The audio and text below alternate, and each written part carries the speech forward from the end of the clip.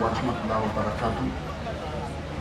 Son Excellence, Monsieur le ministre des Finances, de l'Économie et de l'Industrie, mon cher frère Ilyas Dawale, Son Excellence, Monsieur le ministre de l'Équipement et des Infrastructures, Monsieur le Président des ports et des zones franches, Monsieur le Préfet, Monsieur les directeurs généraux, Mesdames et Messieurs, tous les protocoles observés. C'est un honneur.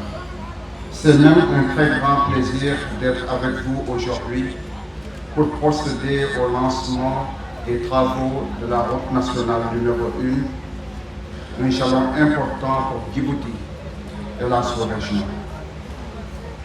Ce corridor est essentiel à plus d'un titre.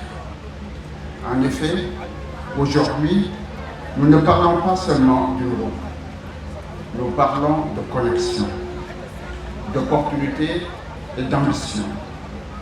Ce sont là des idéaux ancrés dans le Djibouti qu'on aime, le socle dans lequel repose le vivre ensemble dans la fraternité, l'unité et la cohésion sociale de ce beau pays.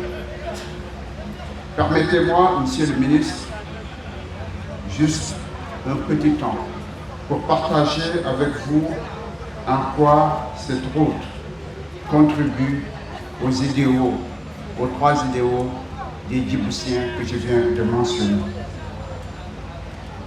Par la connexion, cette route reliera les communautés à travers le pays, facilitant les déplacements pour rendre visite aux familles, interagir avec les voisins et renforcer les liens sociaux. Imaginez la joie d'un fils travaillant à Djibouti-Ville qui pourra désormais et plus facilement rendre visite à sa mère à Arta. Ce n'est pas là donc qu'un simple trajet.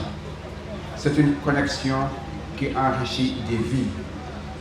Car, comme on le sait tous, une mère heureuse améliore le bien-être de la famille.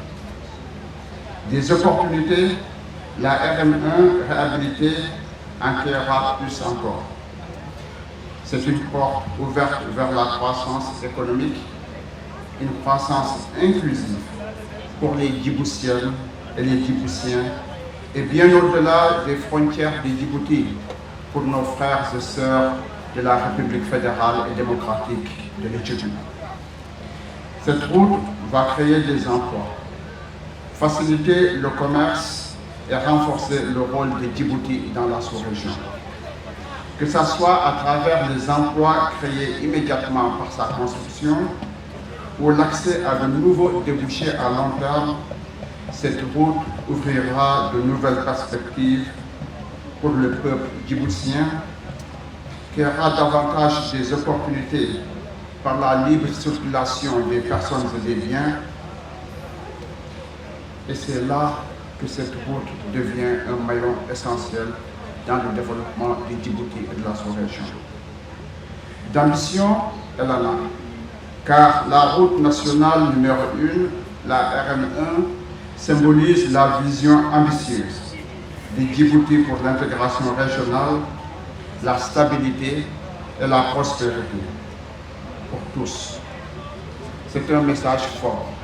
C'est un message que Djibouti est résolument engagé à renforcer son réseau routier, non seulement au sein de ses frontières, mais aussi avec ses voisins, consolidant ainsi son rôle central dans le développement économique et social de la Corne de l'Afrique. En vérité, la RM1 est plus qu'une infrastructure. C'est un symbole d'espoir, de progrès et de résilience. Une référence pour la région et un témoignage de l'ouverture et de la détermination d'un pays et des hommes qui y habitent. Il me fait donc plaisir. Il me plaît de dire et d'annoncer que la Banque mondiale apportera une subvention de 90 millions de dollars pour soutenir la réhabilitation et l'entretien de cette route essentielle. Cette subvention introduit également des contrats innovants basés sur la performance, garantissant que les travaux seront réalisés avec les plus hauts standards de qualité et d'efficacité internationale.